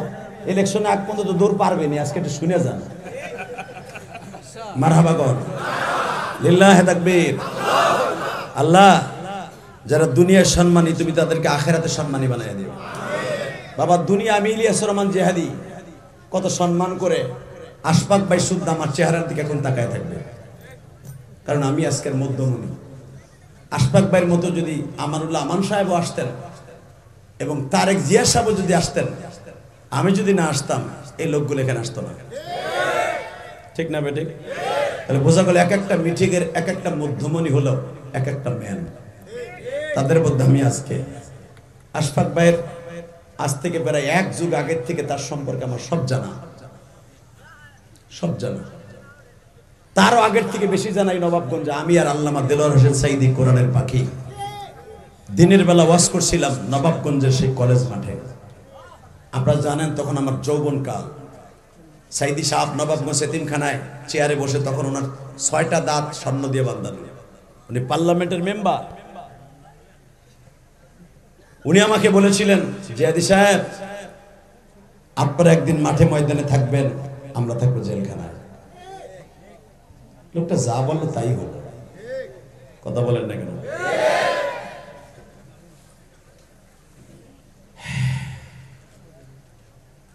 আল্লামা দেলোয়ার হোসেন সাইদি আজকে কবরে জান্নাতে লা শাক্কা ফিহে। কেউ যদি জালেমের জিনজিরখানায় বিনা অপরাধের থেকে ধুকে ধুকে মারা যায়, আর তাকে এমনি মারা হয় নাই, ইনজেকশন পুশ করে মারা হয়েছে। এটা আমি কারো মুখের থেকে না, যেই ডাক্তাররা করেছে ঠিক আশফাক ভাই ওই বেডে আমারও ট্রিটমেন্ট করছে। কারণ আমারও তো বলো কইছিল, আমারও একটা রিং বসানো। তো সাইদি সাহেবকে যেই রুমের ভিতরে, সাইদি সাহেবকে যেই বেডে যেই জায়গায় রিং বসাইছে, সাইদি সাহেবের তো 8টা রিং বসানো, যেই ডাক্তার বসাইছে সেই আমাকে আদর করে নিয়ে ওই বেডে শোয়াইছে, শুধু তার ওই গোপন কথাটা বলার জন্য। আল্লাহর কসম করে বলতে পারি, আল্লাহর কসম করে কেউ মিথ্যা কথা বলে না। আমার ওই ডাক্তার বলতেছিল যে আমরা 8 জন ডাক্তারকে নিযুক্ত করা হয়েছিল তার চেঞ্জ করার জন্য, তার হার্টে আবার ব্লক হয়েছে, মিনি স্ট্রোক করে ফেলেছে। তখন হুজুর আমাদের 8 জনকে বের করে দেওয়া হলো।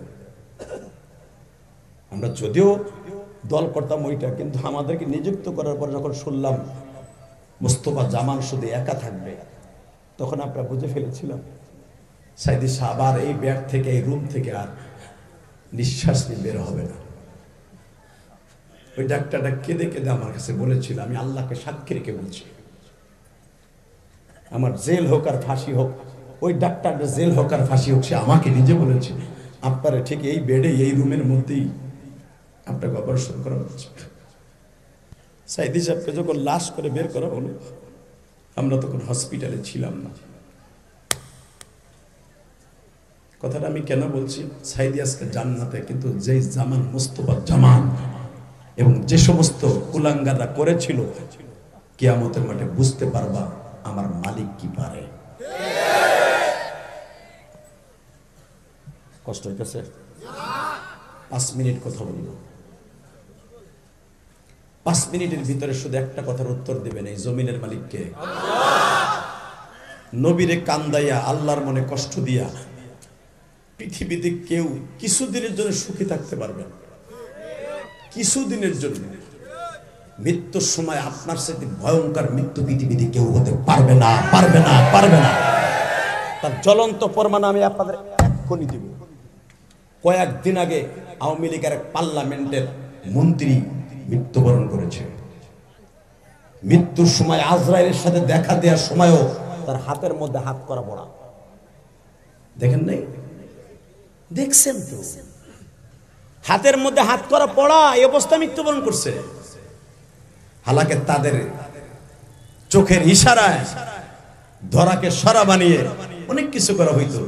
হাত কারা পড়া অবস্থায় জিন্নি শূন্য একটা বেডের মধ্যে আজরাইল তাকে থাবা দিয়ে নিয়ে গেল। কথা বলেন না কেন? আর আপনার আমি যদিও মরি, অন্তত বালিশটা থাকবে আমার মাথার নিচে, আমার ছেলে মেয়েটা থাকবে আমার ডাইনে বামে, আর কেউ না থাকুক আমার মেয়েটা আমার মাথার কাছে সূরা ইয়াসিন তেলাওয়াত করবে। আমার চাইতে বড় দামি আর এই নবাবগঞ্জে কেউ হতে পারে? মৃত্যুর সময় যে ইয়াসিন সূরা পড়তে পড়তে মৃত্যুবরণ শুনবে। তাকানের দিকে, সর্বময় ক্ষমতার মালিককে। যুদ্ধের মোড় ঘুরে গেল, সাহাবীদের শুধু লাশ আর লাশ। ফট করে নবী দেখতে আসছে, আমার সাহাবীদের শুধু লাশ। এই সময় ইবনে কুমাইয়া নামে একটা কুলাঙ্গার, যার কথা কোরআনে আসছে, আবার নবীরে 7.5 হাত একটা লম্বা রূপার আছাড়ি বানানো একটা বল্লমের আঘাত দিয়ে নবীর মাথার উপরে এমন জোরে বাড়ি দিছে। উহুদের মাঠে যারা গেছেন বাবা, মসজিদে উহুদ, শুহাদায়ে উহুদ যেই মসজিদটার নাম গো বাবা, এখানে ছিল ওই গর্তটা। নবীরে যখন মাথার উপরে বাড়ি দিয়েছে, নবী আমার গর্তের মধ্যে পড়ে গেছে। গর্তটার গভীর ছিল বাবা 7 থেকে 8 ফিট। ওই গর্তের মধ্যে পড়ে নবী মাথাটাকে কাত করে দিয়া যখনই জমিনে শুয়ে পড়েছে, আব্দুল্লাহ ইবনে কুমাইয়া বাবা নবীর এই মুখের উপরে এমন জোরে একটা আঘাত করেছে। নবীর আঘাত মাথার বেঈমানের টার্গেট ছিল নবীর এখান দিয়ে তরবারিটা ঢুকায় দিবে, বল্লমটা নবীর গলার মধ্যে ঢুকায় দিবে। যখন বেঈমান মিস্টেক করলো, নবী আমার এত একজন বাবা অত্যন্ত দামি একজন টেকনিশিয়ান ছিলেন বাবা। নবী আমার এত বড় বাদশা ছিলেন, সারা পৃথিবীতে আমার নবীর মতো বুদ্ধিমান মানুষ আল্লাহ কাউকে বানায় নাই।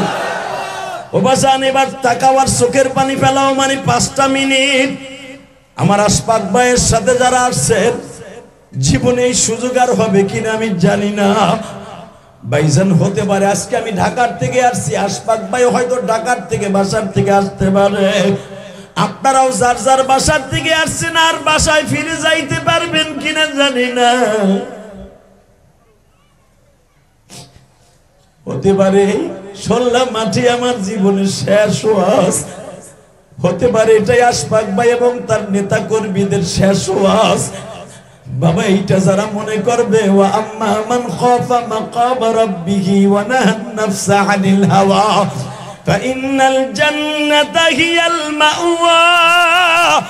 নবী যারা নফসের সাথে সদা সর্বদা জিহাদ করে মৃত্যুর কথা দিমাগের মধ্যে রেখে চলবে, আমি আল্লাহ তাদের দুনিয়ার থেকে জান্নাতুল মাওয়া দলিল করে দিয়ে নিয়ে আসবো।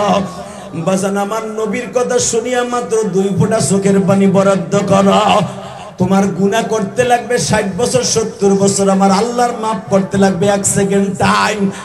এ আমার কলিজার টুকরা নবাবগঞ্জের বাইরা 5ই নভেম্বর আজকে সাক্ষী যাইকে যাবে ঢাকায় 1 আসনের মনোনয়ন পদপ্রার্থী বাবা আবু মোহাম্মদ আশফাকের সামনে বলিয়া গেলাম, সেও আমার মতো মাহারা হইতে পারে বাফারা বাবা। শুধু এই জমিনে বসে একটা কথা দামি শোনাই দিয়ে যায়, এই জমিনে যাদের বাবা মা নাই ওদের মতো দুঃখী আর কেউ নাই গো বাবা। আমার নবীর মা বাবা নাই রে। বেঈমান যখন দ্বিতীয়বারে নবীকে আক্রমণ করেছে, নবী আমার আস্তে করে মাথাটা টান দিয়ে সরিয়ে ফেলেছে। তরবারির আঘাতে বল্লমের আঘাতে আমার নবীর সামনের নিচের 2টি দাঁত ভেঙে গেছে। নবী আমার সাথে সাথে ঘাড়ের থেকে চাদরটা নামাইয়া, কারণ নবীর জানা ছিল যদি আমার রক্ত জমিনে পড়ে আমারে আল্লাহ ঈসা নবীর মতো আসমানে তুলে নিয়ে যাবে। নবী টেনশন করতেছে আমার রক্ত যেন জমিনে না পড়ে। বুখারীতে দেখবেন কিতাবুল মাগাজিতে আসছে, সবাই চিন্তা করে বাসার চিন্তা, নবী চিন্তা করে উম্মতের চিন্তা। যদি আমার এই দাঁত ভাঙা রক্ত মুখের রক্ত জমিনে পড়ে জিবরাইল আইসা আমার উঠাই নিয়ে যাবে। এই মক্কাবাসীরা কওমে লূতের মতো ডাবায়া ফেলবে। নবী আমার চাদর দিয়ে গালটা চাইপা ধরছে বাবা। পিছনের থেকে ইবনে কুমাই আরেকটা বাড়ি মারছে বাবা। আমি দেখবা আশিকে রাসূল এখানে কয়জন আছেন বাবা, কে কোন দল করেন আমার দেখার বিষয় নাই, নবীর আশিক কয়জন আমি দেখব। 3 নাম্বার বাড়ি যখন নবীর মাথার উপরে মারছে, নবীর লোহার হেলমেটটা ভাঙ্গিয়া বাবা এইখানে 2টা করার মতো লোহার ছিল, এইখান দিয়ে ঢুইকাই এখান দিয়ে বের হয়ে গেছে। আমি আমার ওয়াজের শুরুতেই বলছিলাম আমার নবীর বডির মতো পৃথিবীতে নরম বডি আল্লাহ কোনো বডি বানান নাই। ও বাজান নরম বডির মধ্যে দিয়ে যখন লোহার কড়া 2টা এখান দিয়ে ঢুইকা এখান দিয়ে বের হয়ে গেছে, নবী আমার গাল ছেড়ে দিয়া মাথা 2টা ধরে এইভাবে চিল্লায় আর বলে, হে মিকদাদ তুই এলান করিয়া দে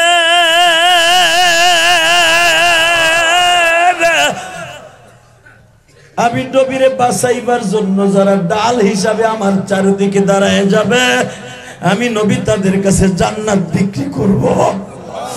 উলামা একরাম আপনারা জানেন বুখারীতে কিতাবুল মাগাজিতে আসছে 14 জন সাহাবী নবীরে ঘেরাও দিয়ে বাবা আমার নবীরে পেটের নিচে রাইখা 14 জন সাহাবী নবীর পিঠের উপরে এইভাবে পড়ে গেছে বাবা। নবী যখন তাদের পেটের নিচে নবী রক্তগুলা থামানোর চেষ্টা করতেছে বাবা, রক্ত কি আর থামে বাবা? বৃদ্ধ বয়সে দাঁত লড়ার পরে পড়া একটা, আর একটা হলো আঘাত করে কাঁচা দাঁত ভাঙা, এটা কোনোদিন এক হতে পারে না বাজান। রক্তগুলা কোন রকম ভাবে নবী থামাইতে পারতাছে না। উহুদের মাঠে যারা গেছে 70 জন সাহাবী যেখানে ঘুমায় আছে বাবা, এদের মধ্যে 4 জন সাহাবী আছে যারা নবীরে বাঁচাইতে যায় শহীদ হয়েছে। আমার নবীরে বুকের মধ্যে রাইখে তার মধ্যে একজন সাহাবী যিনি বেঁচে ছিলেন নাম ছিল তার আব্দুররহমান বিন আউফ। ওবাদান তার আর একজনের নাম ছিল মিকদাদ, উসাইল বিন আমর, আমর বিন দৌসি। বাজান এই 4 জন সাহাবী বিশ্ব নবীর পেটের মধ্যে রাইখা এইভাবে বাবা কোড়া হইয়া পড়ে আছে।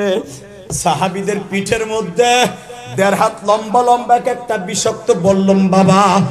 আগেই বিলের মধ্যে নবাবগঞ্জের বিলে বাবা আপনারা শৈল মাছ টেডা দিয়ে যেমনে কুবায়া কুবায়া মারতেন, খালেদ বিন ওলীদের নেতৃত্বে সাহাবীদের পিঠের মধ্যে এমন জোরে জোরে কোপ মারতাছে। ওবাদান সাহাবীদের পিঠ দিয়ে বল্লম ঢুইকা পেট দিয়ে বাইরে হয়ে যাইতেছে। আব্দুররহমান বিন আওফের পেটের মধ্যে আমার নবী বসা। আব্দুররহমান বিন আওফ যখন দেখে পিঠ দিয়ে বল্লম ঢুকে পেট দিয়ে বের হয়ে যায়, আব্দুররহমান বিন আওফ পেটটা এরকম দূরে সরায় ফেলে। নবী আব্দুররহমান বিন আওফের ঘাড়ে ধাক্কা দিয়া কয় তুই পিঠ সরাস কে? বলে নবী এখন কথা কইেন না, পরে কবু। কি লাগে আপনার বডির থেকে আমার বডি সরায় ফেলাই? নবী এখন বুঝবেন না, নবী বুঝবেন না, নবী বুঝবেন না। আপনি ওই নেতা না যেই নেতার জন্য পিঠ দিয়া যায় পেট দিয়া যায় না। আশফাক সাহেবের সাথে অনেকে দেখবেন নোটের আশায় পিছনে ঘুরবে, নোট যেদিন বন্ধ করে দিবে একজন নেতাও পাইবা না। কথা কও না কেন? বিশ্ব নবীর জন্য যেই নেতাগুলা জীবন দিয়েছেন নোটের আশায় না, ক্ষমতার আশায় না। শেখ হাসিনার জন্য যারা পালায়ন করছে বাবা সবগুলা নোটের পাগল ছিল, একটাও শেখ হাসিনার পাগল ছিল না। যেগুলা ছিল ওইগুলা ধরা খাইছে। এই যে কাউয়া কাদের ধরা খায় নাই, ও নোটের পাগল। কথা কর না কেন? এই যে বেনজির সবচাইতে বড় বদমাইশ, হাসিনারে গিলাই দিয়া আগি পগার পাস। এই যে হাউ আঙ্কেল যে সবচাইতে খাইছে, ডিআই যে হাবিব সবচাইতে বড় বড় হবরি কেলা দেখাইয়া আগি পগার পাঁচ। কথা বলেন না কেন? খবরদার নেতাগুলি রাজনীতি নবীর কাছ থেকে শিখবেন। আমার নবী ছিলেন 1 নাম্বার প্রেসিডেন্ট বেটা। কয় টাকার প্রেসিডেন্ট বেটা? নবীর কাছ থেকে আমরা শিখছি আলেম ওলামা। অনেকে কয় আলেম ওলামা বোঝে কি খালি মিলাদ পড়তে জানে আর ইমামতি করে না। রে চান্দুর ফোসান্দু, কোরআন শরীফ পুরাটা রাজনীতি। রাজনীতির মাঠে রাজনীতি শিখা উকালাতি পড়ে তারপরে মৌলানা পাস করছি। মৌলানা পড়ার আগে একটা বই আছে, একটা কিতাব আছে, নাম তার বয়জবি শরীফ। কথা কন না কেন? হুজুর নাই আপনার মাথায় এরকম জোরে জোরে ঝুলনা দেন, ওই বুড়ে বেড়ে কবে বানাই কয়ে গেছে চিনি হুজুর বানাই তো গেছে গোপালগঞ্জের জিনিস বানাই কয়ে গেছে। পুরা কিতাবটা হলো, পুরা কিতাবটা হলো উকালাতি ব্যারিস্টারি কিতাব। আল্লাহু আকবার বলতে পারো না? ওই কিতাবটা যে পাস করবে সে হলো মৌলানা। প্রত্যেকটা আলেম পাস করার আগ পর্যন্ত বয়জবি শরীফ পাস করার আগ পর্যন্ত তাকে দাওরা হাদিস মাস্টার্স পড়তে দেয় নাই। তার ভিতরে আমিও একজন। বয়জবিতে আমি 83 নাম্বার পেয়েছিলাম, আলহামদুলিল্লাহ বলেন। বেটা রাজনীতি আমরা শিখে তারপরে ছাত্র জীবন শেষ করছি। এই বছরও কয়েকটা নাম কমুনা কয়েকবার অফিসে নিয়ে কইছে কেরানীগঞ্জ নাই মুকসিদপুর নেন, নমিনেশন নেন। আমি বললাম 1 কোটি টাকা খরচ করবো, তো বইয়ের ভিতরে আমি নিম না। ওটা আজকে নিমু, আইজ হোক কাইল হোক আমি লোক তাবার আইব। আপনি কি ভাবতেছেন? আইব না? আইব। তুমি না কইতেছো, তুমিও গোল হই দেখলাম মারবা, আশপাকে ভুলে যাবো, আমি জানি। মনে রাখতে হবে বাংলাদেশে যে যেটা করুক না কেন তার জাতিগত একটা স্বভাব আছে। কথা বলে না কেন? বাংলাদেশটা হলো জোয়ার ভাটার দেশ। মনে রাখতে হবে, আওয়ামী লীগ যদি কোনোদিন আসে, জানি না আসবে কিনা, যদি আসে ভালো করে মনে রাখবেন, সেদিনকে আমাদের কথা মনে থাকবে যে উলামা একরাম ঠিকই বলেছিল। শুধু একটা কথা মনে রাখবেন, দুনিয়ায় যে যে দল করেন না কেন, সবচেয়ে একটা দল করেন, মৃত্যুর সময় যেন ঈমান নিয়ে মরতে পারি। ইনশাআল্লাহ বলেন, আল্লাহু আকবার জোরে বলেন তো, লিল্লাহি তাকবীর, লিল্লাহি তাকবীর। 2টা মিনিট আমার দিক তাকায় থাকবেন। আশফাক ভাই আমার দিক তাকিয়ে আছে, সে শুধু রাজনীতির জন্য নয়, সে শুধু আলেমের দিকে তাকিয়েছে। যে ব্যক্তি আলেমের দিকে 1 মিনিট তাকায় থাকবে, তার চোখের জ্যোতি বেড়ে যাবে, আল্লাহ তার চোখের অসুস্থতা দূর করে দেবে। আমি আজকে বক্তা হিসাবে নয়, সে আলেম হিসাবে আমার দিক তাকিয়েছে। হযরত আলী যখন শুনতে পাইলেন আমার শ্বশুর নাই, নবী মারা গেছে, আলীর হাতের মধ্যে 2টা তরবারি থাকতো সব সময়, যে 2টার নাম হলো জুলফিকার আইন। জুলফিকার 1, জুলফিকার আইন 2, 2টা তরবারি সবসময় আলীর কোমরে থাকতো, যেটাকে আমরা বলি 2টা রিভলভার। ওই জমানায় ছিল তরবারি আর আমাকে রিভলভার। হযরত আলীর তরবারি 2টা এইভাবে ফেলে দিলেন, আমার নবী নাই ভাইসা দেখলাম। আলীর গায়ে শুধু তরবারি আঘাত ছিল 81টা, তরবারি আঘাত 81টা পুরো বডির মধ্যে। আলী লম্বা ছিলেন আপনার আমার হাতে 9.5 হাত লম্বা। আল্লাহ সুবহানাল্লাহ, যারা আসতে কবে গো বাড়িঘর তুমি চিনো, এবারে জানি সুস্থ যাইতে না পারে। রেডি? 81 থেকে 82টার উপরে খালি তরবারির কোপ, বল্লমের আঘাত হলো 21টার উপরে। আলীর ঘাড়ে, কোমরে, পেটে, রানে বল্লম গুলা অর্থাৎ তীর গুলা, বিষাক্ত তীর খাড়ায় রয়েছে ঢুকা। 9.5 হাত মানুষটা, তার বডিটা কত বড় ছিল, এতগুলা তীর লইয়া আধা ঘন্টা পরে মাইর খাওয়ার পরে আলী জমিনে লুটে পড়বে, রক্ত পড়তে পড়তে ইন দি মিন টাইমে আসাদ বিন সাঈদ, বুখারীতে দেখবেন জান্নাতি সাহাবী, যেরকম আল্লাহু আকবার, আসাদ বিন সাঈদ এই খবরটা দিয়েই শহীদ হয়ে যায়। আলী রে, আমি চলে যাইতেছি, জান্নাতের নিশানা আমার সামনে দেখতেছি, কিন্তু একটা সত্য কথা বলে দিয়ে যায়, আলী আমি আমার নবীর দেখেছি, আমার নবী মরে নাই রে আলী, আমার নবী মরে নাই, আলী আমার নবী মরে নাই, আলী আমার নবী মরে নাই রে আলী, আমার নবী মরে নাই। আলী তুই শহীদ হইস না আলী, বারবার নবী 14 জন সাহাবীর মাঝে তোরে বিশ্রাইতেছে, তোরে বিশ্রাইতেছে, আর তোর চাচা হামজারে বিশ্রাইতেছে। শুনছি হামজা শহীদ হয়ে গেছে, তুই বাইচে আছো, তুই আমার নবীরে ধর। এই কথা বলে শাহাদাতের সুদা পান করে। হযরত আলী আবার একজন বেঈমানের ল্যাং মেরে ফেলে দিয়া বাবা তার হাত থেকে তরবারি ছিনাই নিলেন। জান্নাম শেরে খোদা আলী মরলেও লাখ, বাঁচলেও তরবারি ছিনাই নিয়ে কচু গাছের মতো কাটা শুরু করছে। বাবা এখন চোখের পানি ফেলায় কাঁদবা, মাত্র 2টা মিনিট আমি দেখবো আশিকে রাসূল কয়জন আছেন। নেতা কারে কয় রে বাবা, কর্মী কারে কয়। এইরকম নেতার যদি একটা কর্মী থাকে, ওই লোকটা কোনোদিন বিজয় লাভ ছাড়া ঠকতে পারে না। এবার নেতার কর্মী দেখেন কাকে বলে বাবা। হযরত আলী কোনদিন করে করে যাইতে যাইতে দেখে রুমা পাহাড়ের পিছনে, যেখানে এখন মসজিদ, যে দেখে আমার নবীর সাহাবীরা গর্তের থেকে টাইনা উঠাইয়া একটা জল চোখের পরে বসাইয়া চাদর দিয়ে ঢাইকা রাখছে। আমার নবী বলে, আলী রে তুই কই আছিলি রে আলী, আমি তোরে বিশ্রাইতেছি। আলীর শরীরের মধ্যে আঘাত দেখি আমার নবী এই হাতটা দিয়ে আলীর পিঠে হাত দিয়া বলে, আলী রে আমার দাঁত ভাইকে গেছে রে আলী।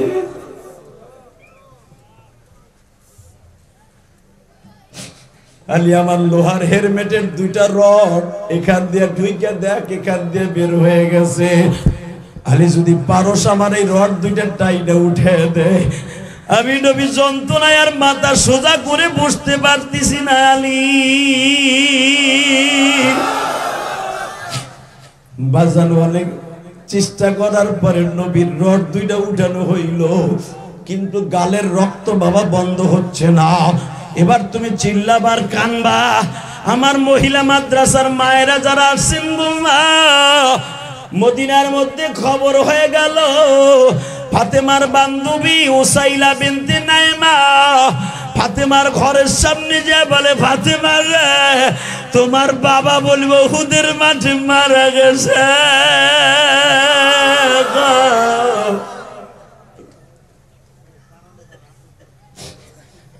বাজান ফাতেমা শুনিয়া পাগল হয়ে গেলেন। প্রেগনেন্ট অবস্থায়, যে অবস্থায় ফাতেমার গর্ভে হাসান বাবা, এই অবস্থায় দৌড়ে যাইতেছে একটা চাটাই মুড়ি দিয়া বাবারে চাটার উপরে বসাইয়া ড্রেসিং করবে। বাজারে এই দুনিয়ায় দেখবেন বাবারে সবচাইতে বেশি ভালোবাসে ছেলে মেয়ের মধ্যে মেয়েরা। এই জন্যই নবী বলেছে, আমার ফাতেমা সমস্ত মহিলাদের জান্নাতের সর্দারিনী, জান্নাতের সর্দারিনী, জান্নাতের সর্দারিনী। ফাতেমা দৌড়ে যে বাবার মাথাটা চাপিয়া ধরে বলে, বাবা তুমি যখন সকালবেলা উহুদের মাঠে আসতেছিলা, আমার 9 জন মার কাছ থেকে বিদায় নিলা, ফাতেমার কাছ থেকে বিদায় নিলা না। আমার ঘরে যাইতে একবার বললা না, মা যুদ্ধে যাইতেছি। আমার নবী কান্দে আর কয়, মা আমি জানি এই যুদ্ধের একটা অন্যরকম আভাস আসতে পারে, এই জন্য আমি তোরে বলি নাই। মা আমার অসুস্থতার কথা তোর কাছে বলতো না করছি, তোরে কে খবর দিল যে আমি শহীদ হয়ে গেছি? ফাতেমা বলে, বাবা গো, মদিনার মুনাফিকরা এলান করে দিছে তুমি মারা গেছো। বাবা তুমি কি জানো, আমি ফাতেমা 11 বছর বয়সে মা হারাইছি। আশফাক ভাই আমি 12 বছর বয়সে মা হারাইছি। আশফাক ভাইয়ের পিছনে যারা বসে আছেন, কে কোন বয়সে মা হারাইছেন আমি জানি না।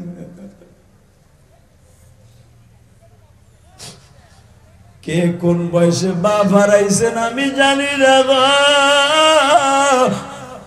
দুনিয়ায় বাবা মায়ের মতো দরদি কেউ নাই গো বাবা।